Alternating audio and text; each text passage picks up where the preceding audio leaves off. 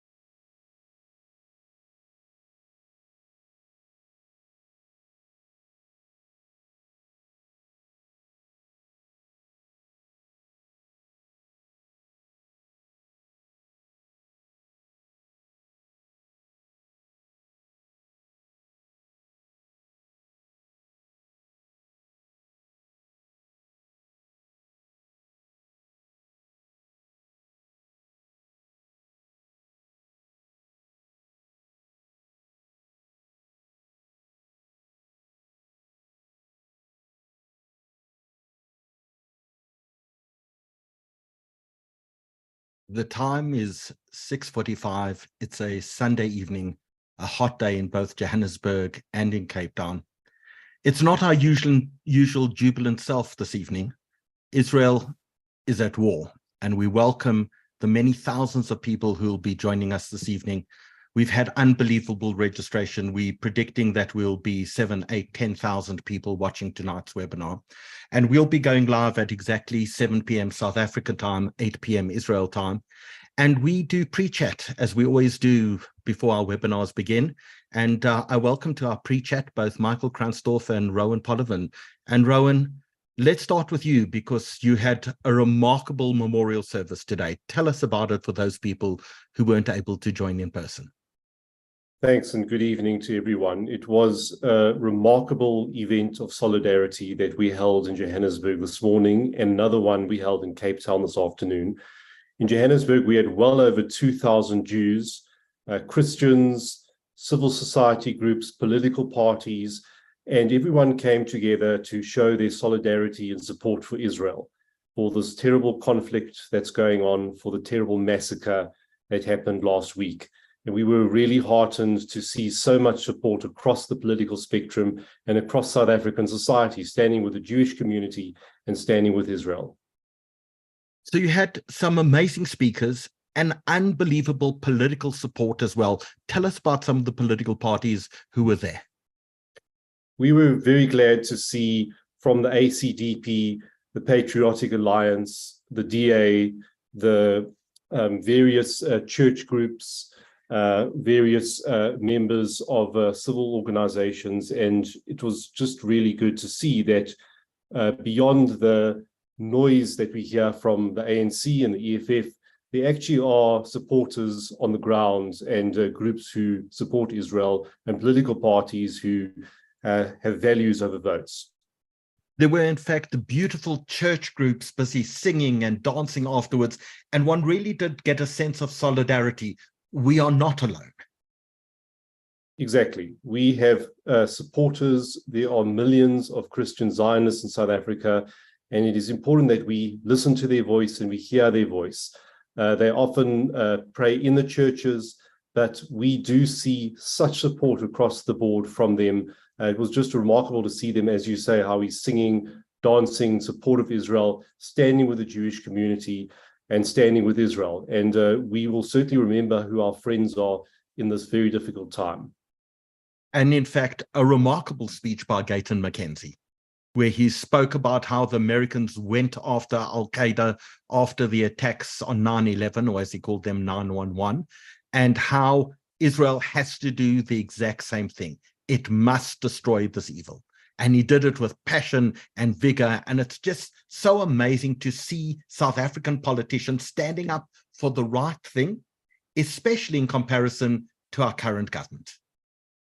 Exactly right. And, sometimes we're a bit shocked because we see such a barrage of hostility from our government, from areas of the media in South Africa, and from so many political parties. But as you said, Gayton McKenzie's speech was from the heart. It was powerful. It was strong. He told his story. He told how he went to Israel, saw Israel for himself, how he came back understanding the situation on the ground, pledged his solidarity with the South African Jewish community and with Israel. We even heard from Terry Lakota, who told about his obviously long history of witnessing South African apartheid and how there's absolutely no such thing in Israel. And of course, across the board, so the ACDP, who have always been very good friends of ours, who always stand on the right side of history. We had a representative from the DA, and we had the Shemba Church, and many, many other speakers. So Michael Kransdorff, you are quite renowned as a political analyst. Talk to us about your view of the South African government and the approach taken by the African National Congress.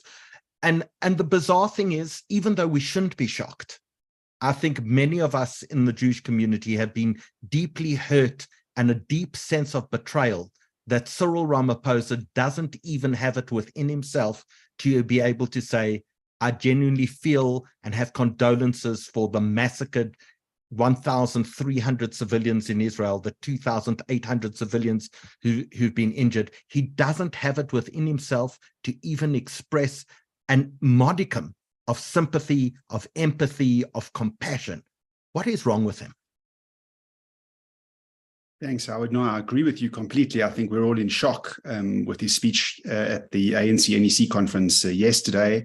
As you pointed out, not to condemn Hamas's barbarism, not to condemn the murder of children, the kidnapping. There's still over 100 people that have been kidnapped by Hamas. This is a war crime. Some of these people that are kidnapped are kids. We've seen pictures of babies.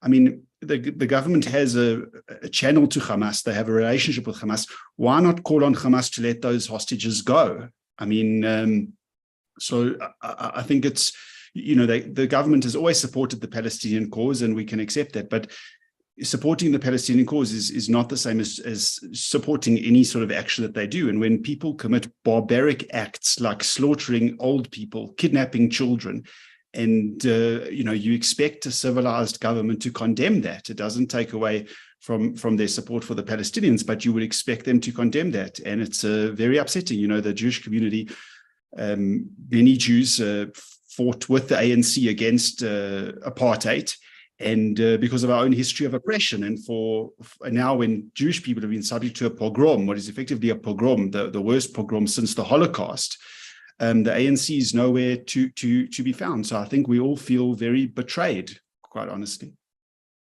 So before we go on, I just want to maybe show two videos that have been circulating around. The one deals specifically with the ANC approach and Cyril Ramaphosa's what was silence until yesterday and now has become complicity. So let's look at that, and also this beautiful video, whether it's real or AI or computer generated is actually irrelevant, but this beautiful video of Ponte lit up in the Israeli flags. So Danny, you're on controls this evening. If you could just show us those two videos, I'd appreciate it.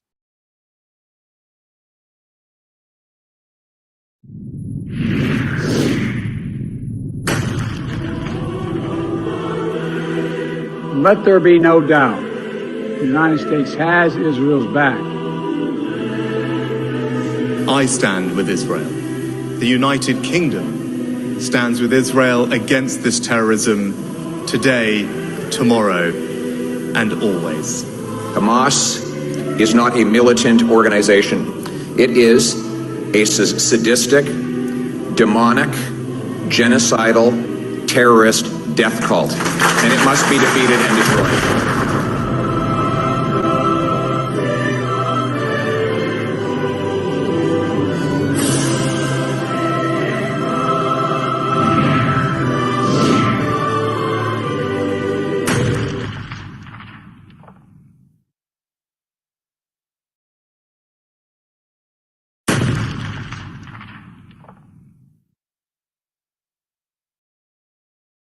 עוד יבוא שלום עלינו, עוד יבוא שלום עלינו, עוד יבוא שלום עלינו ועל כולם. עוד יבוא שלום עלינו, עוד יבוא שלום עלינו, עוד יבוא שלום עלינו ועל כולם. סלאם עלינו ועל כל העולם, סלאם שלום, סלאם עלינו ועל כל העולם, סלאם שלום.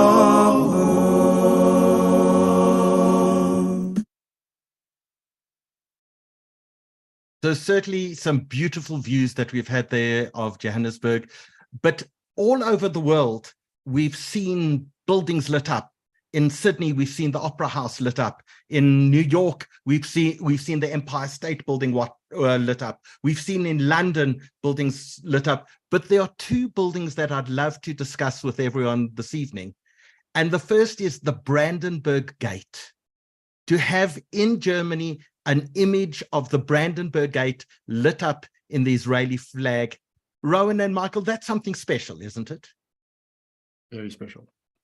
It is something that you can't possibly imagine. What an absolute twist and turn of history from where Germany was to now flying the Israeli flag on the Brandenburg Gate. It is something inconceivable. Something else that was inconceivable is actually in the next picture. And I want to explain to people the significance of this picture, because this is the Arch of Titus in Rome. And it was built just over 2,000 years ago, and it was built by the Romans to commemorate the destruction of Jerusalem. In fact, carved into the Arch of Titus is the only image of the menorah from the Second Temple, as the menorah was dragged from Jerusalem back to Rome in victory. It is a symbol of Jewish defeat. And yet, this week, it was lit up in the colors of the Israeli flag. That, true, is one of the great symbols of how the world has changed. Michael, your thoughts? Amazing to think that was the last time really that there was a Jewish independent state, a Jewish kingdom, a Jewish, for many years we were stateless. And once again, and we were defeated, but now we have it in Israel. And I think that's a symbol of that. We have in Israel, we have a state, and we've suffered a terrible tragedy, but there is a state, there is an army that can defend Jewish lives and will do so to prevent these kind of tragedies from in the future. And I think that's the miracle here, to say that we outlived the Romans and will outlive Hamas as well. Yeah. So Ben, Rowan, give us a sense of where our community is holding at the moment, and we'll later on in our broadcast this evening, we'll talk about things that people can do. And for people who are joining us, we are live with pre-chat, but we're going live officially in about 3 minutes time at 7 p.m. And we just always have a pre-chat at this point in time to get people comfortable, to welcome everyone, as thousands and thousands of people join us from around the world on Zoom, on YouTube, and on Facebook. So Rowan, where do you believe our community is at the moment?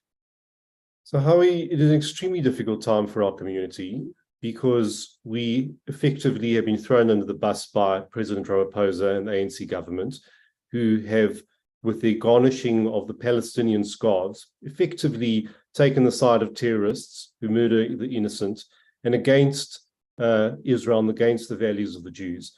So we had a very difficult time. We under assault on the media and various other places. However, I must say the unity we saw today, the spirit we saw today with our community, the coming together across the religious and political spectrum of our community is in fact heartwarming in this very difficult time. So if one can take any positive out of this absolute tragedy, our community is standing up for Israel. Our community is standing strong and will continue to do so as this war continues on.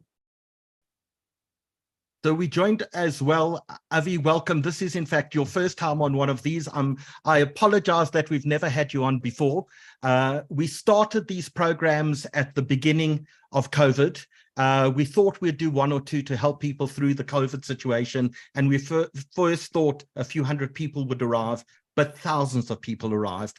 And this is our 161st broadcast that we've done, now watched by in excess of 4 million people around the world. So as we move to 7 o'clock, we'd love the people watching us on YouTube, on Zoom, and on Facebook, just to take a moment and tell us where in the world you're watching us from. So if you could just take a moment, we'd love to display to people what our international audience looks like as we go towards our 7 p.m. start here and our 8 p.m. start in Israel. Avi, maybe we turn to you for just one moment and say, how do you feel at this moment in time? I know there were sirens, certainly in Tel Aviv at approximately 6 p.m. this evening. How are you feeling?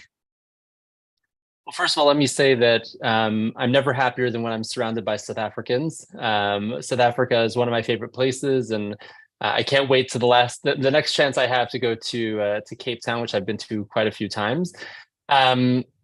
But I do wish it were under happier circumstances. This is a very almost surreal time to be in Israel. I was just on a different call where I described it as though I feel like I'm walking around in a daze. And I think a lot of Israelis feel similarly. I think what happened last weekend was completely unimaginable. We never could have predicted that 1,300 people could be murdered in a single day.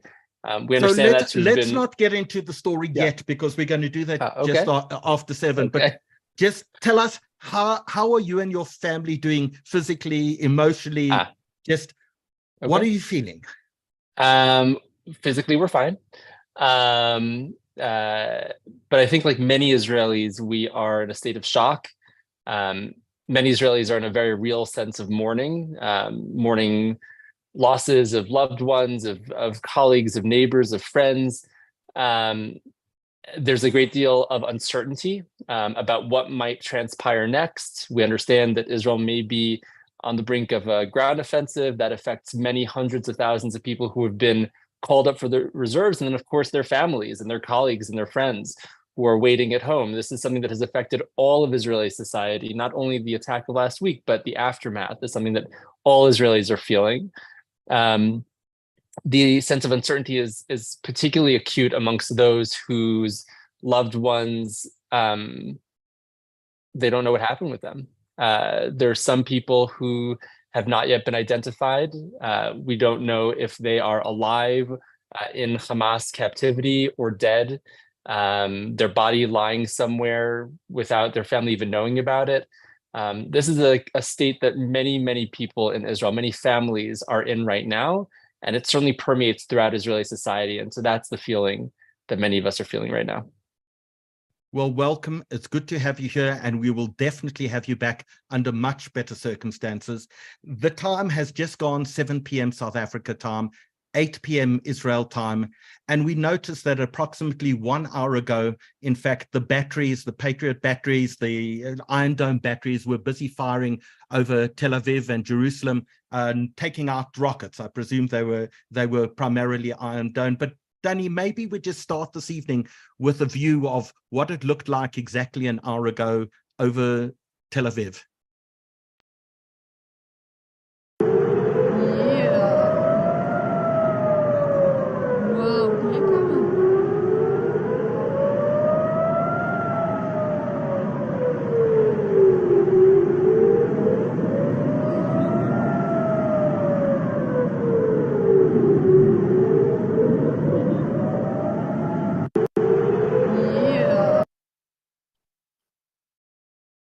So to everyone who's joined us from around the world, a huge welcome. We will be full on Zoom tonight. We will be at capacity. So if you do have friends and family who want to watch us but are unable to get onto Zoom, please direct them either to our Facebook broadcast or alternatively our YouTube broadcast under the SA Juice Report on YouTube, and they'll be able to watch. We have unlimited capacity there as well.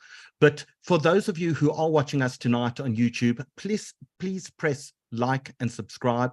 That certainly helps us, and it helps us notify you about further programs that we'll be having. This is definitely not the last one we'll be having about the current conflict, I'm afraid. But a big welcome to all of our guests from the South African Jewish Report. This is the 161st broadcast that we've done in the last 3 years, now watched by more than 4 million people around the globe. And we've been joined by a massive international audience. So if you haven't told us where in the world you're watching us from, please take a moment and tell us in the chat section on YouTube, on Facebook, and on Zoom exactly where you're watching us from. In addition to that, please don't forget the South African Jewish Report, who brings you these webinars, is still publishing. This is the front page of our edition we did this week. For the first time in the 24-year history of the newspaper, we published with basically a black front page and a Yortzeit candle. We're living in unprecedented times. And so a huge thank you to Petra Cross, the editor of the Jewish Report, and her amazing team for a remarkable edition. If you haven't managed to pick up a hard copy, and you know we distribute through Checkers and through Discam and in exclusive books and in spaza shops and in restaurants and in kosher butcheries, and we in approximately 240 locations free of charge around South Africa. If you haven't been able to pick up a hard copy edition, I strongly urge you to go onto our website. The address is www.sajr.co, and there you can either download the full edition or alternatively look at each individual article as it stands. Also a reminder that our webinars are all available online. All you have to do is go onto our YouTube channel, and all of our webinars are there. Some of them have been watched in excess of 100,000 times. So if you know anyone who's missed tonight's webinar, please make sure they go onto our page at www.sajr.co.za, or alternatively that they go onto our YouTube channel to be able to catch up and watch this webinar as well. So Michael, I'm going to ask you to go onto mute and to turn up your video, and we're going to turn to Ben. Ben, if I could ask you to unmute and turn on your camera. You join us from the IDF spokesperson's office. A big welcome to you this evening. We've asked you to give us an update of where we stand at the current moment. Thank you. Well, thank you for having us. It's a chance to speak in my natural accent, so it's much appreciated. It's been a week since those horrendous events, but it's all so fresh in everyone's minds, particularly because it's taken so long to start hearing the survivors' stories. And every day we're hearing more stories. Every day our soldiers are going through each of the towns where those Hamas terrorists invaded and finding more bodies, some mutilated evidence. Just today, the IDF showed the international press some of the weaponry that was found on Hamas terrorists, and it gives an understanding of how much worse this could have been had they been able to carry out their full plan. So the country is very much going through a trauma, and in a country of 9 million people, to have so many killed, you almost certainly know someone who was affected by this directly. But at the same time, we're in the midst of a very intensive war, and the entire country is involved in that war. We've called up over 300,000 reserve troops, in addition to our standing army. Almost the entire country has galvanized a civilian effort to support both the soldiers and those families affected. And obviously everyone's under direct rocket attack, both from the south and from the north. So while we're in the midst of this trauma, we're also in the midst of this war. And our war is a war on Hamas. We're attacking them within its scope and intensity and a scale which has never been done before. Hundreds of targets every few hours from the south to the north of Gaza. We're attacking Hamas military targets, command and control centers, rocket launching sites, weapons depots, terrorists themselves, and so on. We've had successes. We've killed some of the senior Nukhba commanders. Nukhba is their special forces who were responsible for many of the massacres on Saturday. And tomorrow, if you follow our press releases, you'll see some more successes like that. But Hamas's war is a war on civilians. It started with their massacre of our women, of our children, of our entire families, almost entire communities wiped out. We all know how tight kibbutzim are, that the community there is very much like a family. A place like Kibbutz Be'eri of 1,000 members who lost over 100 members. It's like having your entire family wiped out. So in addition to attacking our civilians, they've abducted our civilians. Tens of our civilians are in Gaza. And of course, they're attacking our civilians with their rockets, which is something that started on Saturday and hasn't stopped until this very moment. And on the flip side, inside Gaza, they're waging war on their own civilians in that they put them in the line of fire deliberately. There's not one military base in Gaza. All of their military operations, all of their infrastructure is under the civilian environment. It's in homes, it's under mosques, schools, firing from UN shelters, firing from hospitals, all well-documented practices that Hamas has done in the past.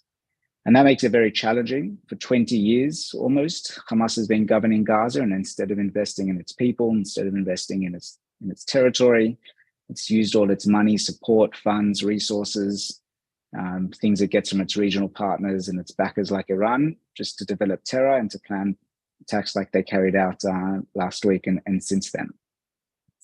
So it's a difficult fight, and we know that it's going to be a protracted one, but we're doing it successfully so far. At the same time, we're making an effort to mitigate civilian harm because we know that a lot of people are not supportive or were not involved in these attacks. One of the biggest things we've been doing recently, which has been receiving attention, is giving evacuation recommendations to people in the North Gaza Strip, suggesting people in Gaza City and north of that move southwards, where we will be operating in a less intensive manner in order for their safety.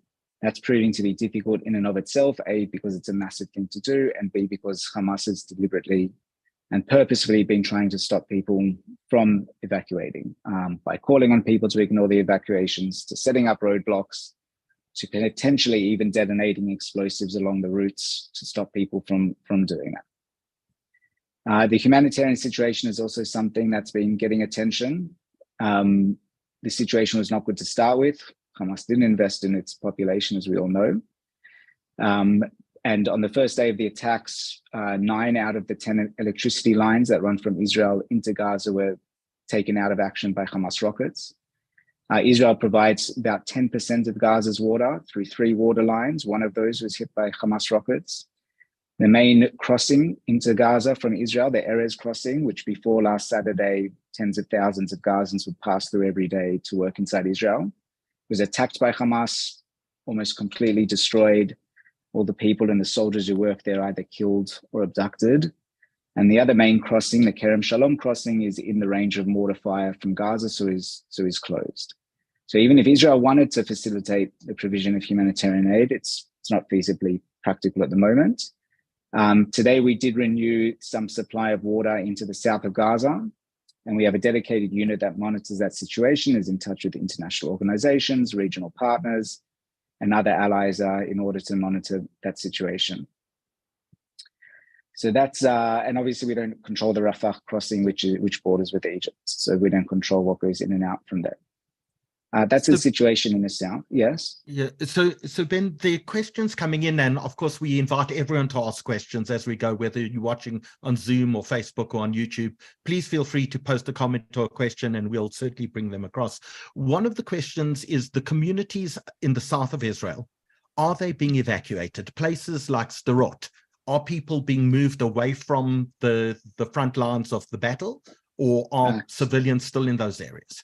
Yes, those communities have been evacuated. All the communities around the Gaza area were evacuated. We didn't force people to leave, but we gave everyone the option to leave and help them leave, and have given them temporary accommodation elsewhere in the country.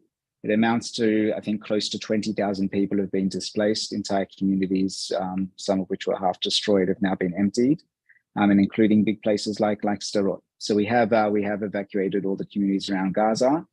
Even though we've repaired all the breaches in the security fence around Gaza and we have massive forces down there, still is an active war zone. We're still having attempted infiltrations and attempted attacks.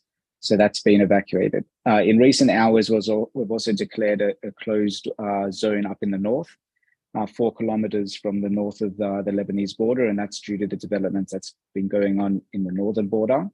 Over the past few days, we've had a number of attacks, both from Lebanon and from Syria, anti-tank fire, rocket attacks, infiltration by drones, and so on. We've repelled or thwarted every single one of them. But because of the uptick in these attacks, the army has declared a closed military zone in the north as well. No communities there have been evacuated yet, but it is in heightened alert. So tell us, obviously people have enormous fear, people watching us, about what happens when Israeli ground forces move in. It's one thing to bombard Gaza from the air, but there are a lot of people sitting in tanks and in vehicles on the border. There's great fear about a ground war. Should people be fearful? Well, I think people should be fearful of war in any situation. It's not a pleasant thing, and certainly not something that we seek. I think there's no choice. I think that Israel has made its aims here and its priorities very clear. It's decided that it can no longer have a threat like Hamas sitting across your border, literally your neighbor. You know, it's like if it's been a week since those attacks. Just imagine a week after 9/11, Americans wake up and Al-Qaeda's sitting a couple of 100 meters away in its backyard. So Israel decided that threat can no longer exist, and we cannot risk having a genocidal terrorist organization with the intent or the capabilities or the desire to carry out these kinds of attacks again, and that has to go. So whatever's needed in order to take away those military capabilities and to make sure they cannot do it again, that's what will be done. At the moment, that's airstrikes, but yes, we have a lot of forces amassing the Gaza border and preparing for a potential ground operation. And if that's declared necessary, then that's what they'll do. Ground forces does bring in a whole lot of extra challenges. While our civilians are under fire, and indeed our soldiers in the area around Gaza are under fire, you don't have actually forces inside Gaza City going house by house in urban combat, and that raises a whole other issue of the safety of your forces, particularly in a place like Gaza, where, as I mentioned, Hamas has had 20 years to embed itself. Instead of turning it into the Singapore of the region, it's turned itself into a terrorist hotspot, and entire streets, suburbs, neighborhoods, even cities are built for urban warfare. Hamas, as we all know, these networks of tunnels under the ground. It has openings in houses from which it can pop up from, conduct anti-tank fire, disappear underneath, come behind you, and do the same thing. Entire suburbs are just built for this purpose of urban warfare. So it would be a very difficult fight. We have gone in there before in limited ways in 2014, 2008, 2009, and it hasn't been easy. Since then, they've just had more time. They've had more money from Iran. They've had more practice. So certainly wouldn't be an easy thing to do. But I think one thing that's interesting or important to note about all of this is the resolve in Israeli society. You walk around here and you just see unity, and you see everyone supporting the army and supporting what needs to be done in order to achieve those aims. I'm sure entire plane loads of Israelis flying home from around the world. Organizations such as Achim Leneshek, Brothers in Arms, who a few months ago were responsible for organizing many of the protests against the legal reforms, have now used their organization and their logistical abilities to raise money for families, to collect goods that they need, basic supplies, to collect things for soldiers that are needed. So there's certainly this resolve in Israeli society, and everyone is very resolute that whatever needs to be done, that's what we'll have to do, even though it will come at a high cost. Ben, talk us through this underground city that Hamas appears to have built, or a city under a city that control and command comes from. Well, I mean, that's exactly what it is. I mean, there's this well-known saying that we use our rockets and our missiles to protect our civilians who we've put in bunkers underground, and they're using their women and their children above ground to protect their rockets underground. And it really is that way. You can see how hard we've been hitting Gaza now, and we've certainly killed a lot of terrorists, but a lot of them are just deep far underground, while their population is up on top. And you've seen from previous rounds of hostilities that we've had with Gaza in 2021, for example, we took out a lot of their underground tunnel network with bombs that detonate deep underground. But they've had a long time to invest in it, and they've had a long time to invest in building safe havens for their own people, while for their own terrorists and their commanders, while their population is up the ground. Tactically, it makes challenges because one of the concepts of ground warfare is when you go house by house and street by street, you want to clear the area behind you, so you know that there's no longer any threat behind you, and you want to keep moving forward. Tunnels negate that ability because you might clear an area, but someone might come from another area underground and then pop up behind you on your flank. So it makes it tactically very much more difficult. The IDF is aware of that and has been training for that and has means for that. And we know how to contend with that. So it's difficult, but it's something that we know what to do about. Walk us through some of the numbers, and then we're going to turn our attention to the north, to Lebanon and to Syria. But walk us through casualties, injured, number of rockets fired. What do we know so far about the attacks that have taken place? Well, so far, the official number of people killed as of last Saturday is over 1,300. That number is rising, not because a lot of people are being killed since Saturday, but just because it's taken so long to get to those communities where the terrorists were, make sure they're absolutely clear of terrorist presence, that no one's been hiding anywhere, undo booby traps that some of the terrorists left behind, including on bodies, and then gather those corpses and go through the work of identifying them and notifying the families before we release the details publicly. So that's why those numbers are rising. And unfortunately, it doesn't seem that it's going to stop anytime soon. In terms of IDF casualties, the official number at the moment is 286. 286 soldiers have been killed since Saturday. Most of those on Saturday itself, and since then in skirmishes, or whatever they're called in English, down in the south and also a few in the north. So far, the army has notified 126 families that they have family members who are being held in Gaza, whether dead or alive. In terms of rocket attacks, the number's in the thousands. In terms of attacks of ours in Gaza, it reaches, I think, in the low thousands already. Yeah. So if I can just clarify one thing, you say 126 families have been notified. Does that mean 126 people are confirmed as hostages? Or if entire families were taken, could that number in fact be higher than 126? It could be a little bit higher. Yeah. There certainly are South Africans who are missing. There are South Africans who are injured. There's South Africans who are dead. And we certainly, I think, on behalf of our entire community, pray for their early release for those who are being held. But Ben, let's turn to the north. Let's turn to the borders of Syria and the borders of Lebanon, and tell us exactly what we should know. Okay. I mean, in a tactical sense, I mentioned we've had a few attacks over the past week from Lebanon and from Syria, mostly from Lebanese territory. And it's been anti-tank fire, some rocket fire, mortars, and some aerial incursions by drones. Each one of those attacks has either been responded to or repelled by the IDF. The latest was today. There were quite a few exchanges of fire over the border with Lebanon. I think it's no secret that Hezbollah is a massive military force in the region, with a bigger army and bigger capabilities than many states, NATO member states.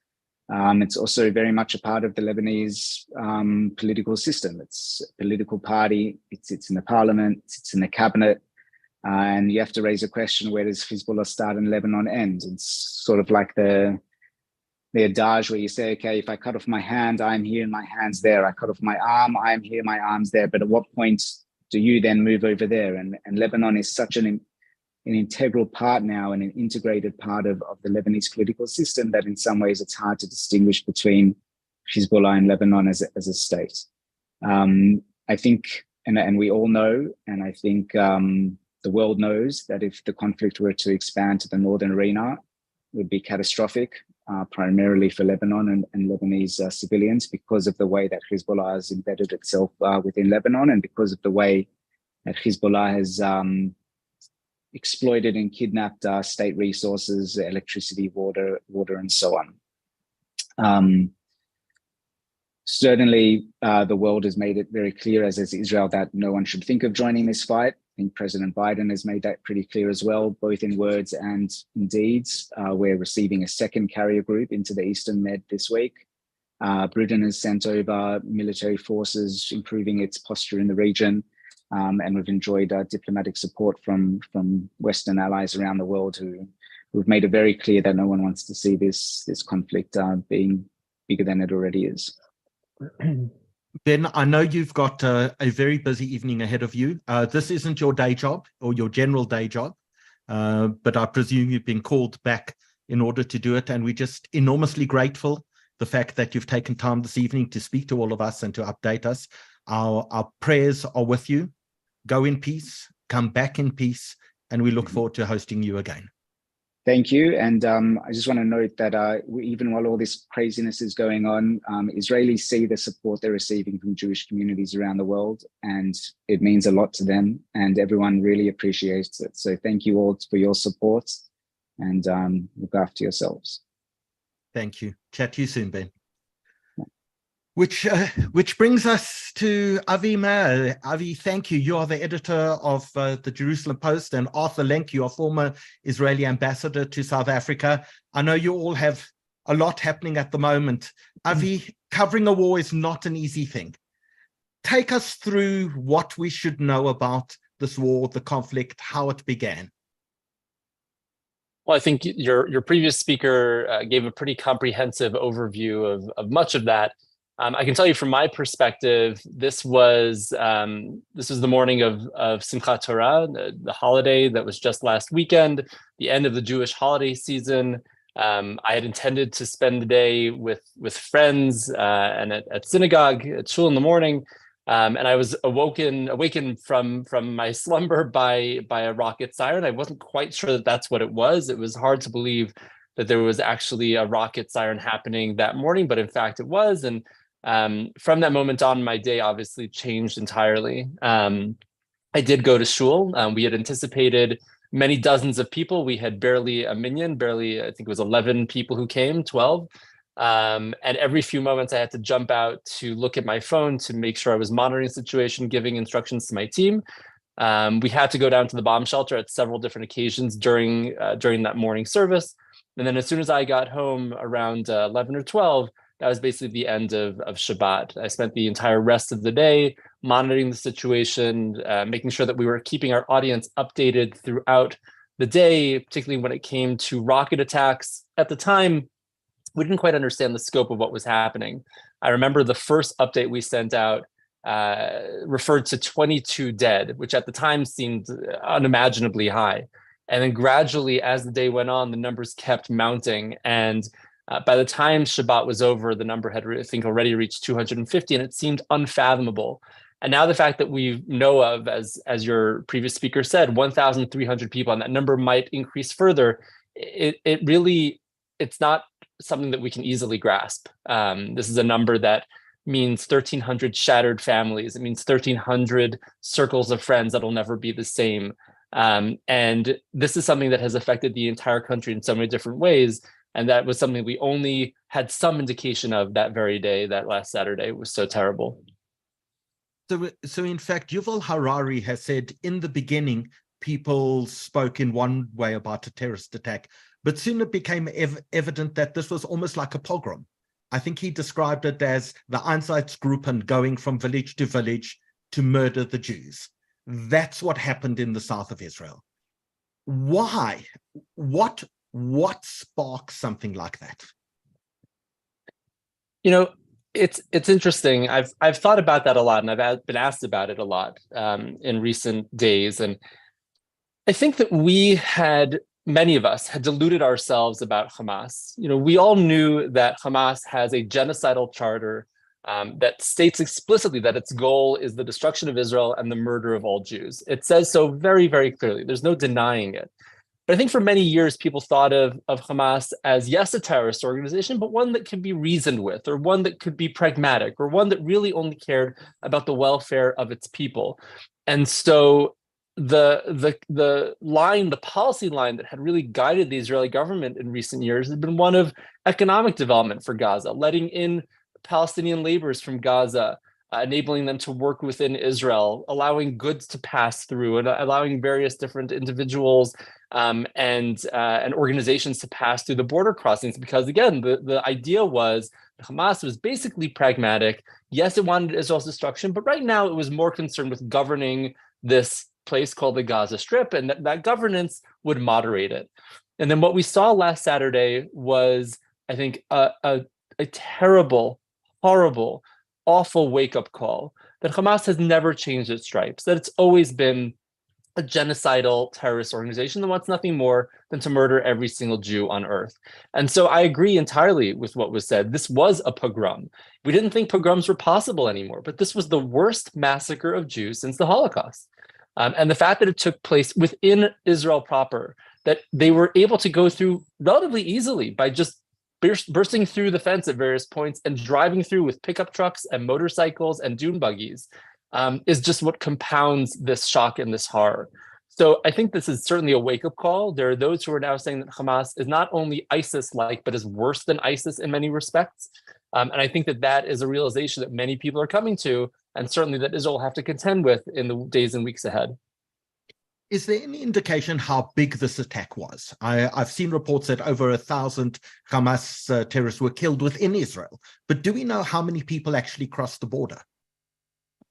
There have been various different estimates. I've actually heard that 1,500 Hamas terrorists were killed within Israel. Their bodies were recovered. And we know, obviously, that quite a few made it back holding hostages or otherwise. So it's likely that the number was closer to 2,000 or perhaps even higher than that. This was a very well thought out, well coordinated attack that was clearly a very long time in the making. We have indications based on the Wall Street Journal's reporting and others that Iran was involved not only in planning this attack, but ultimately greenlighting it, giving it the approval to go ahead. That would not surprise me at all. Of course, Hamas is funded, supported in various different ways by Iran, as certainly is Hezbollah on Israel's northern border. But this was a devastating military and intelligence failure for Israel. There will certainly have to be a reckoning at some point in the future. We don't know exactly what that will look like, but there will obviously be a commission of inquiry, probably similar to what happened after the Yom Kippur War. And we'll have to see. We'll have to see what the ramifications are of this horrible, horrible attack last weekend. I imagine it will reverberate for many, many years to come. If we can broaden the discussion and bring in Arthur. Arthur, you've been an Israeli diplomat in a number of countries, some very interesting countries, probably the most interesting maybe being South Africa. And it's fantastic to see you again. But Arthur, talk to us about Iran. How does Iran play into the region, number one? And number two, is this precipitated by the potential peace between Israel and Saudi Arabia, the normalization of those arrangements? Was this an attempt to scupper that? Let's unmute you. Hey, Howard, it's meaningful for me to be with you and with literally over 1,000 friends from my time in South Africa. It's hard to believe that 6 years have gone by since then. And I want to note, someone mentioned, or the representative from IDF spokesman mentioned that we're following what's happening in Jewish communities around the world. I saw that there were prayer services in South Africa. There were flags, the Israeli flags on Johannesburg buildings. Today, there was a memorial in Johannesburg.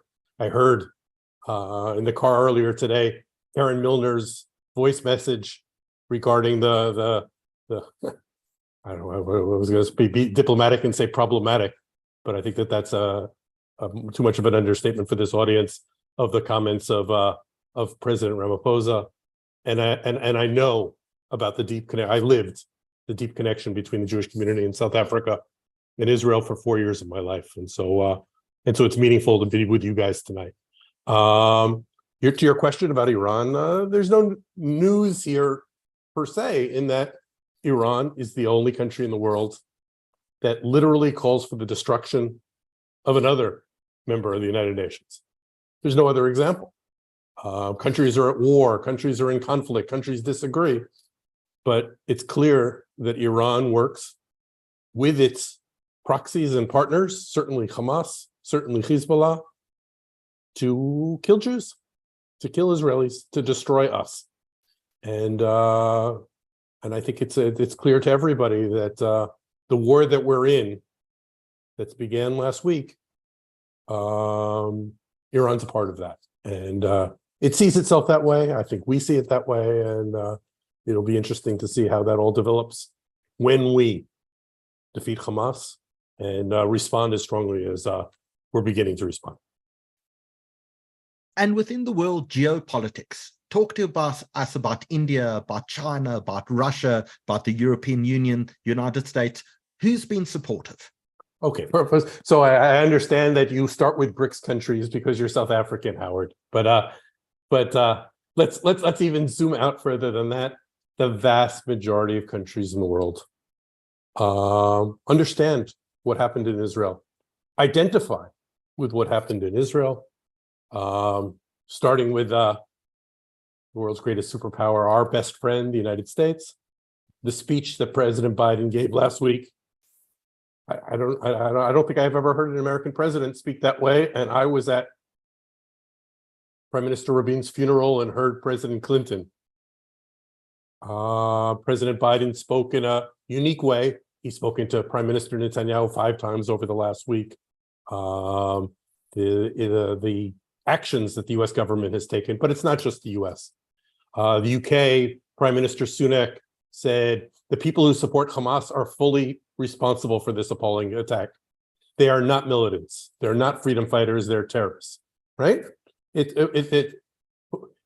Who would expect in normal times the British Prime Minister to talk that way? Friends of mine from Norway talk about how Norway changed their legislation regarding Hamas. It was inconceivable for a country like Norway to talk that way. Germany, my friends in Azerbaijan, were just like buildings were lit up in Johannesburg. They were lit up in Baku, Azerbaijan, in a Muslim country bordering Iran. The South African government, whether it's the Department of International Relations and Cooperation and the ANC, are stark exceptions in the international community. And perhaps, if you want, we can talk about that a bit more. We'll talk about that a little later. I wanted to turn to Avi, because Avi, I think a lot of people are asking the question, how could this have happened? This is one of the most powerful armies in the world. It's got one of the best intelligence services in the world. It's got a proper secured border with monitoring on.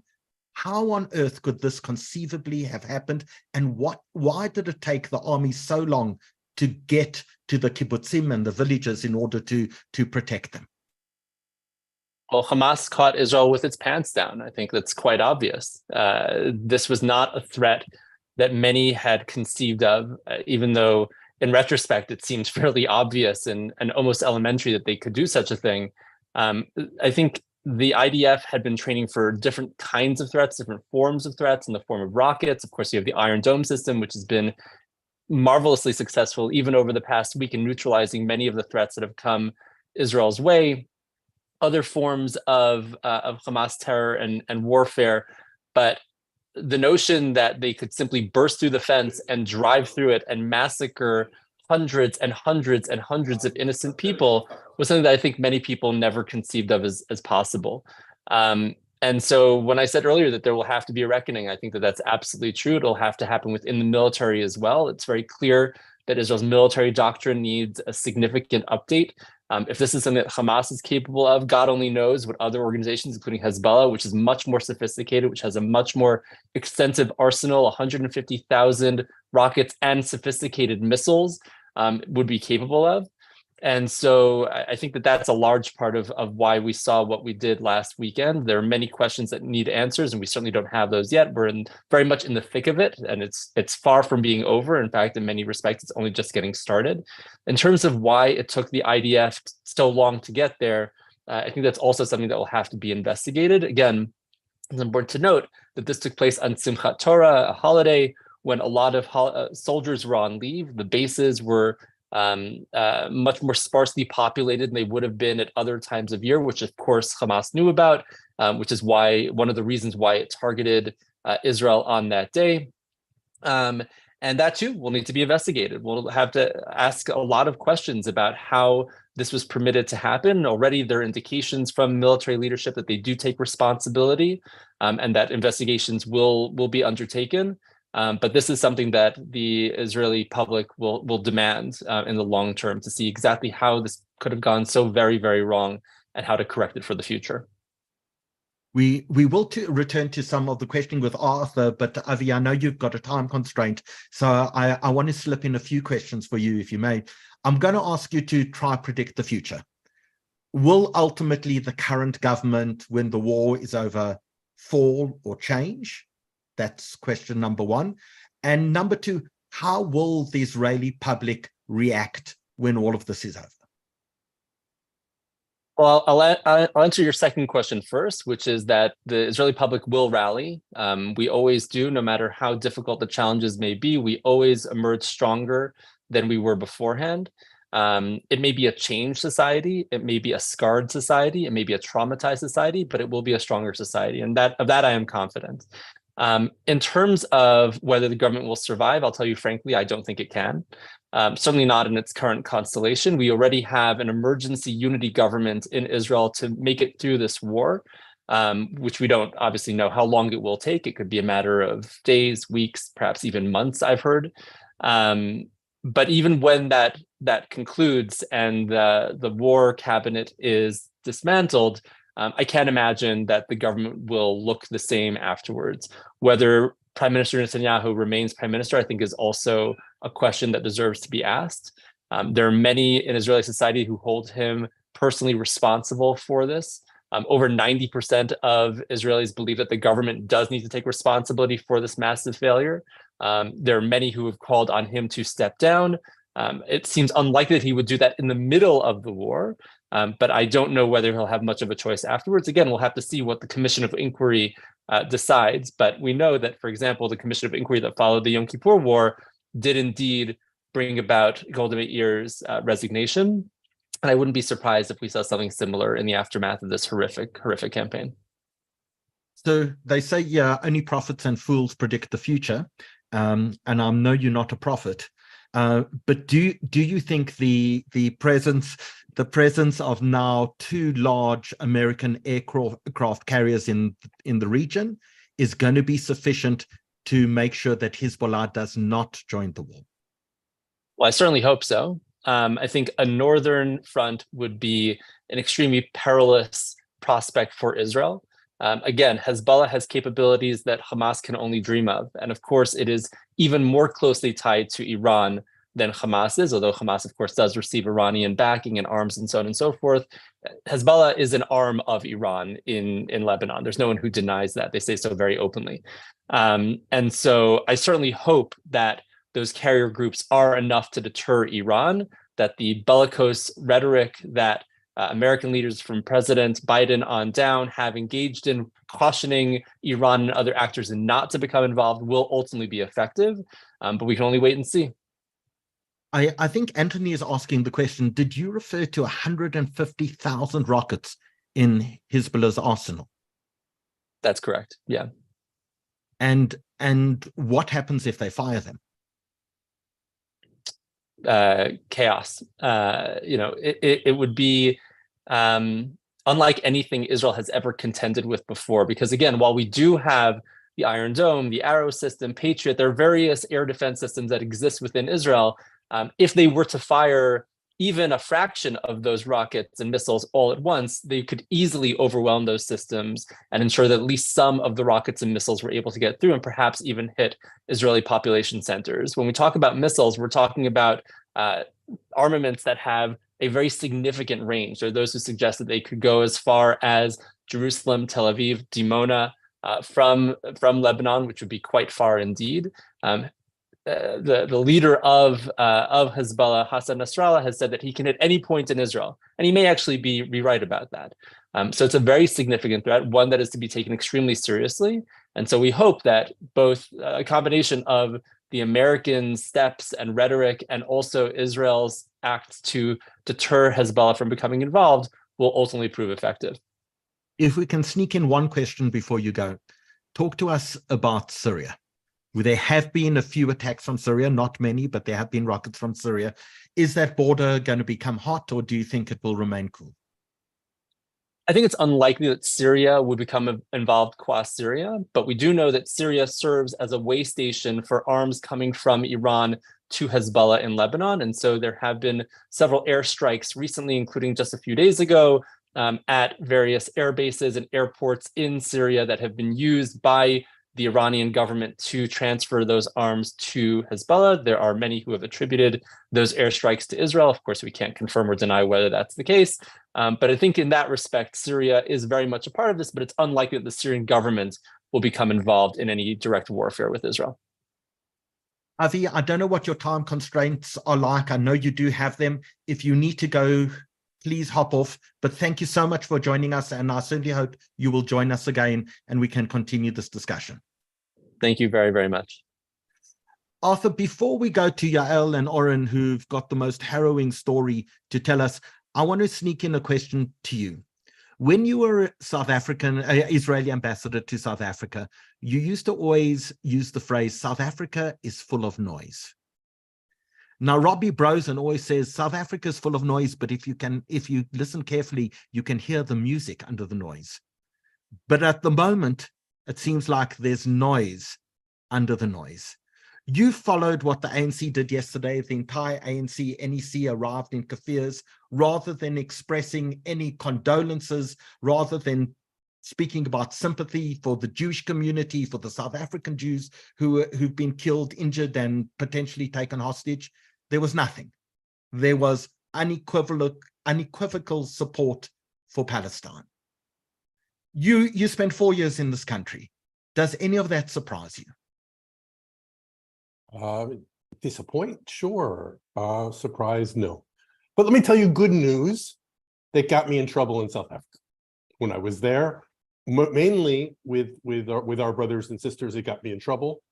But I think I have to say that I find some solace in what I'm about to say, because I'm gonna say the same thing again.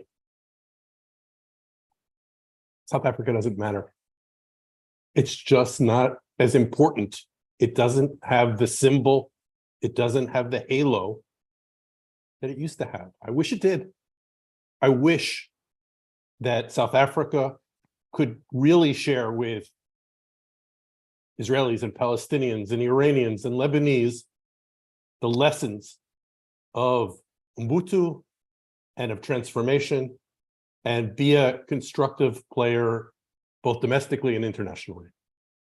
It would have value in that parallel universe. But in this world, the international community has been following South Africa in recent years. And it's not the topic of tonight's discussion, but South Africa has issues that you know better than I. And it has challenges internationally that you know better than I. And its relationship with the United States and with Europe and with much of the world is problematic. And its voice here in the Middle East doesn't exist. And it's a shame, but I think it's true. And it's not an insult to anybody, and I'm not saying anything bad about South Africa. It's a place that I think that a lot of the people on this know that I love and is in my heart. But the good news for Israel, the really good news is South Africa, other than you folks, and you folks are high on the list, but there's nothing else of really primary strategic, vital needs for Israel in 2023. And so I wish that the ANC was less hypocritical. I wish that other voices were able to come through in South Africa. I wish that they engaged in any constructive way with Israel and with the Jewish community, but that doesn't happen. But I think that the lesson for all of us is not to throw up our hands. I think that there's a lot to do. I think in my last interview that I did with you, Howie, before I left South Africa in 2017, one of the conclusions that you and I said together is that there's a massive need and importance of continuing to engage in South Africa and reach out to people in government at all levels, to reach out to South Africans of all colors and backgrounds and political views and lead. The Jewish community shouldn't be hiding in Glen Hazel or wherever else. But it's no accident that, Howard, you were a leader in the first elections in South Africa, and have a history and receipts to show yourself as a patriotic Central South African. But we need to get out of our neighborhoods, out of the rich suburbs, and engage and show up at ANC meetings and ask questions and write to newspapers and to write editorials and to lobby the things that are most important to us as Jews, whether it's Israel or anything else. So I think that that's my answer to what to do about South Africa, or whether I was surprised, or how to go forward. So Arthur, there are a lot of questions that have come in for you, and I want to pose them to you, but we do want to speak to Yael and Oren. So I'm going to ask you to turn off your camera. We will be back with you shortly. And Yael and Oren, just before we do, the question that so many people are asking is, how can they help? And we've got an idea for them, because Michael Kransdorff, you with the JNF, Keren Kayemet L'Israel, there are things that South Africans can do now to help. Tell us about your project. And then after we've shown this very short video and about your project and given people the opportunity to donate, we're going to talk to Yael and Oren, and they're going to tell us their remarkable, harrowing story. But Mike, how can people help? Right, thanks, Howard, for the opportunity. As you mentioned, I'm with the JNF, and the South African Jewish community through the JNF has for many years been supporting the people of the South. After the horrendous attack on Saturday morning, people from the communities around the South asked us through Keren Kayemet Israel how we could help. And one idea was to help take children from the South who've been traumatized really badly by the pogrom that they basically faced on Simchat Torah to the South Africa Forest. At the South Africa Forest, we have a campsite which was paid for by the South African Jewish community with cabins. And we're providing them with shelter, we're providing them with respite and with counseling so that they're able to overcome some of the trauma that they've been experiencing. It's not only Saturday's trauma, but these people have been living under the threat of bombs for many years, and it's taken a terrible toll on the children of the South. And this was a small way that we were able to help a few hundred children from the South and relieve some of the suffering that they've been enduring over the last week. So the idea is, we've heard, for example, that 20,000 people, more than 20,000 people have been evacuated from the South. Many of them have nowhere to go.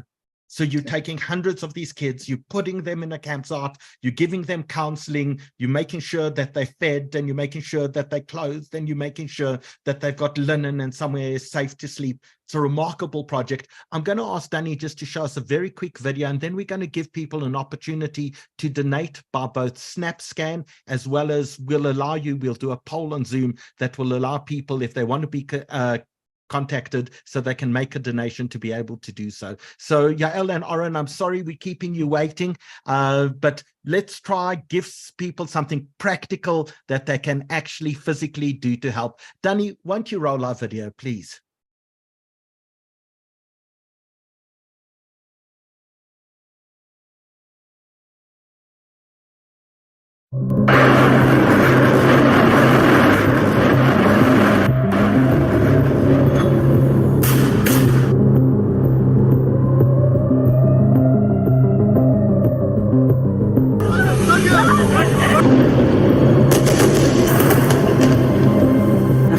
נמצאים, זה כבר המון שנים, כל המצב הזה.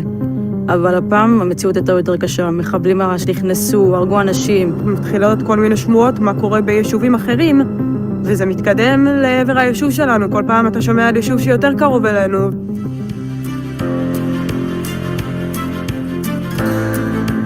התגייסנו כולנו, וגם פה במרכז שדה החינוכי לוי של קק"ל, ואנחנו מארחים משפחות מעוטף עזה, בירוק הזה ובשקט הזה, הפסטורלי, נחים, ונהנים גם מהפעילויות החינוכיות שלנו.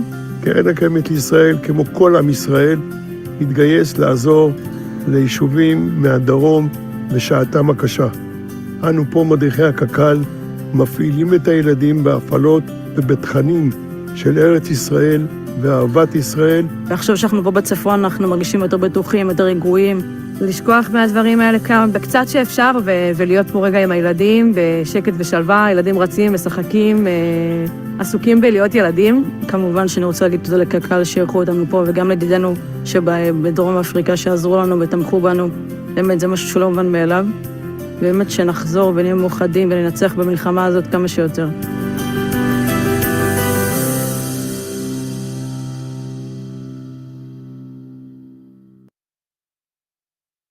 So there are many worthy causes. This is one of many, but we do want to give people the opportunity now. If you'd like to make a donation, what we're going to do, we're going to be putting on the screen.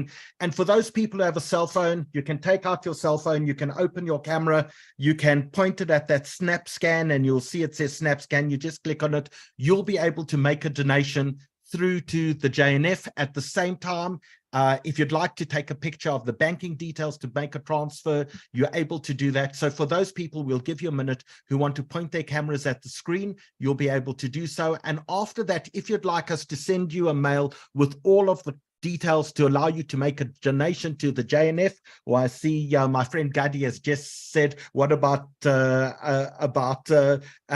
Karen Hayasod as well? We're happy to do and provide people with as many opportunities to do good as possible. There's so many people who just want to do good and aren't entirely sure how to do it. So please take out your cameras, point them at the screen, take the snap scan, the banking details as well. Please just take a picture of that so you can make a donation. For those people who are watching on Zoom, let's pull up a poll. If you're watching on Zoom and you'd like to make a donation, you can just tell us yes on this or yes, of course, and we will in fact make sure that we send you all of the details, and we'll give you some options, JNF or in fact Karen Ayosod or anyone else, and we'll make sure that every single cent donated gets to the recipients. There's no admin fees, there's no costs involved in any of this. We want to make sure that every single person who's suffered at the hands of the most grotesque human rights violation of our generation gets an opportunity to do this. I see, for example, we've got more than 144 people already who've committed to, just on the poll, to make donations. That number's going up all the time. We're now 167, 168. For those people who are watching on Facebook and who are watching us on YouTube, obviously you don't have the poll in front of you. You can't use that facility, but you definitely can use the snap scan facility. And we will, of course, show you this information again a little later on in the show as well. But we're going to allow you the opportunity to make a donation through SnapScan, or taking a photograph of the banking details, or telling us that you would like us, please, to send you the details, and you'll be able to make a donation to Karen Hayasod or to this village in the forest that will allow kids to be able to get therapy and somewhere to do. So we're going to stop that in about another 20-30 seconds. So if you would like us, and you're watching on Zoom, if you would like us to send you information of where to make a donation, please feel free to do so now. More than 200 people have already pledged just on the poll, and we'll keep that open for about another 10 seconds. I see the numbers are still going up. We're now 207 people. But of course, there are thousands and thousands of people watching us this evening on YouTube and Zoom. By the way, if you are watching us on YouTube, please click the like button. Please also click the subscribe button on YouTube. That allows us to communicate with you and tell you when more webinars are coming up. We're sitting on 211 people who've asked to be contacted to make a donation. I'm going to close this now. There will be another opportunity at the end to make a donation. We're also in the chat section putting the donation details there. So please feel free to copy that out. But I want, Danny, if you can just stop that share, to turn to Yael and Oren. A huge thank you to you guys for joining us this evening. You've been through one hell of a week. Welcome, guys. Tell us a little about who you are. Well, today we're Yael and Oren, who survived the massacre in the music festival. A week ago, we were Yael, a physiotherapist, a Pilates instructor. I would probably be sitting here and explaining how exercise is medicine. We should promote exercise everywhere. And Oren is a logistical manager in a supermarket chain. And we have two kids, young kids. Our daughter, Daria, is 4 years old, and our son, Guy, is 6.5 years old. He just started his first year in school. And you know, a week ago, it was just the end of the holidays. We were just about to go back into routine. So clearly, tell us about this festival in the desert. It's 3 kilometers off the Gaza border. It's in the desert. It's in nature. Tell us a little about the festival. Okay, so in general, these kinds of music festivals is something, it's a global universe festival that people come a lot of times all around the world, and Israel has really good musicians actually in this field. And, you know, it's a very nice and loving party that's always in the field because it's people who enjoy nature and a very global environment of being good to one another, and everybody in this field are friends together. That's like very important part of the music community. And the most exciting part in these music festivals is sunrise, right? Because you come like through this transition of coming into a field that you can't really see. And it's very colorful and it's beautiful, right? It's like a fairy tale supposed to feel and look like. They do like costumes and everything. And if you've seen videos from the festival, you could see that there's like nice lightning and very, very calming atmosphere, calming and, you know, very hype and dancing. It's, you know, therapy, movement therapy.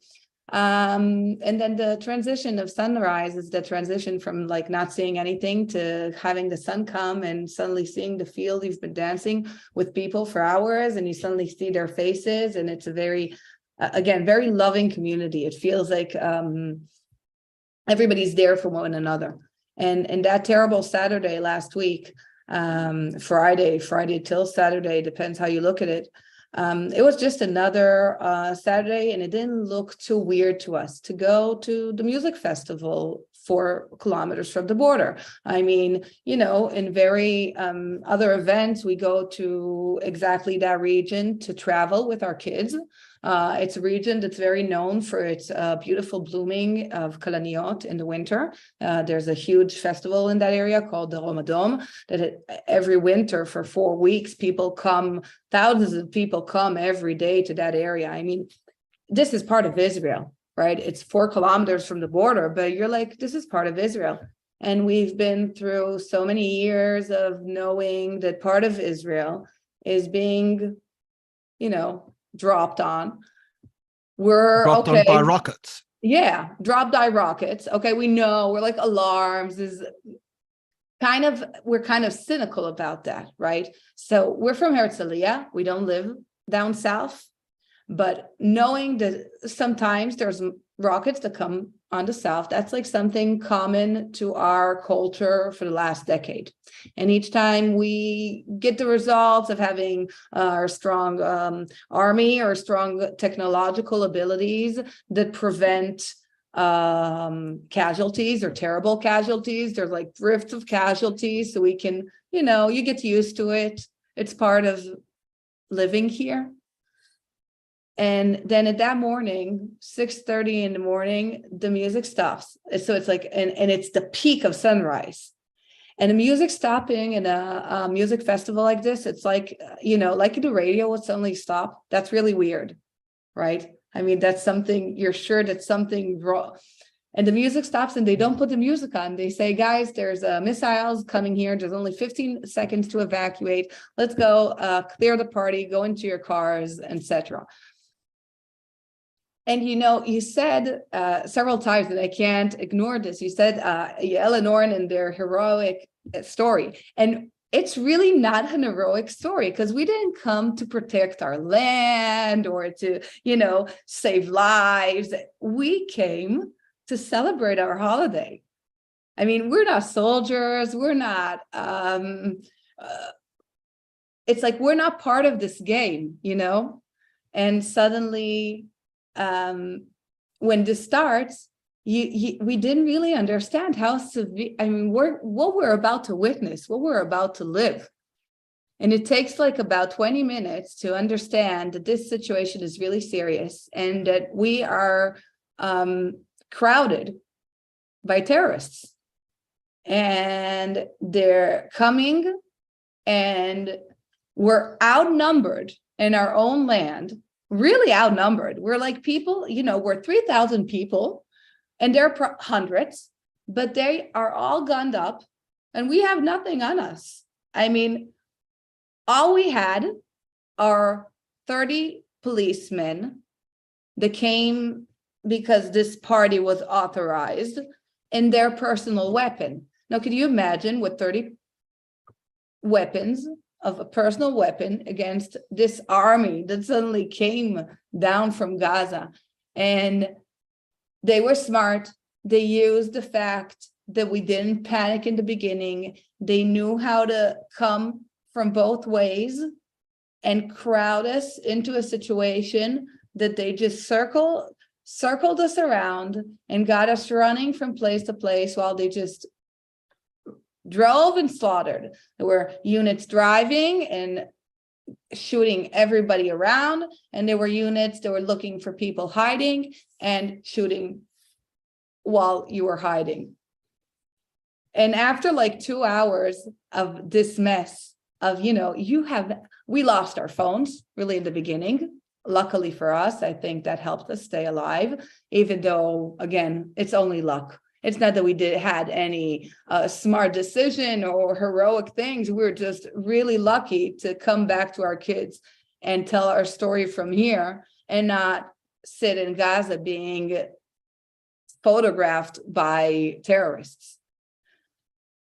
And after like 2 hours of this massive running and massacring around us, we see a tank.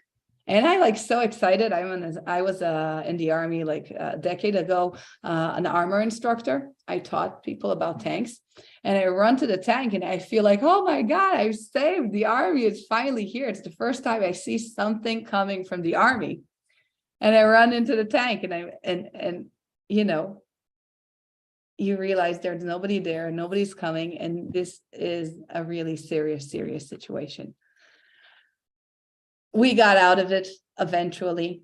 We ran after we hid in a tunnel. We were shotted out at the tunnel. We have very small wounds and injuries in our body, but terrible injuries to our hearts, of hours of fear and running and feeling that nobody's ever going to come.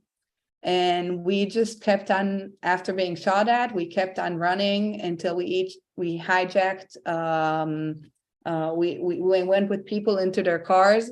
You couldn't know who's good, who's bad, who's part of us, who are they. We had one civilian come and save us and take us a few kilometers further up, and then a reporter named Rami Shani from Israel, taking us another block to safety. And from there, policemen taking us up to Ofakim. And we just kept on going up north And we were lucky, but a lot weren't. It was really a terrible situation to see. You say a lot weren't. Over 260 partygoers were massacred. Why do you think you survived? What did you do differently maybe to the other people? Well, I don't know. My shrink would say this is like a magic fuck right now to start and think why I survived, because, you know, I could have chosen. You never know. First of all, we were really, really lucky. We were really lucky. We left, we didn't leave first, so we didn't enter surprised, and we weren't staying in the last, so we weren't kidnapped. Our timing of the situation was good.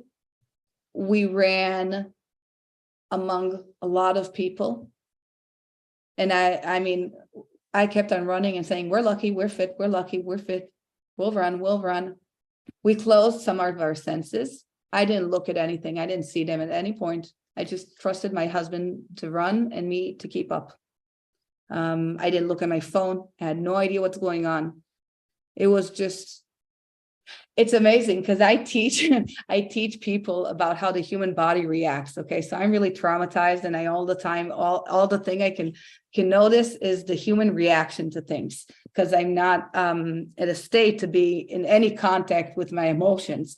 But you know, like in this situation, you're running and you understand the sympathetic nervous system of flight, fight, or freeze. I mean, I teach this. I don't know where the audience, your business people, your medical people, but where, you know, in the medicine world, we talk a lot about this reaction and how the whole body shifts to the situation.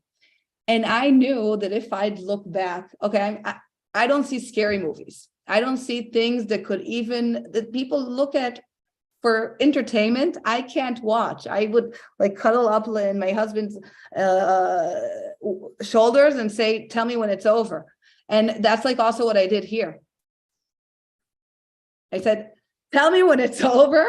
I'm not going to look until all my nervous system feels that if I'll look, I won't freeze. It was pure evil. You could feel it. You don't have to see it in order to feel how evil is when it walks next to you. I don't know how I got to all this thoughts out of you asking me how we survived. We just survived. We were just lucky. Some were lucky, some weren't.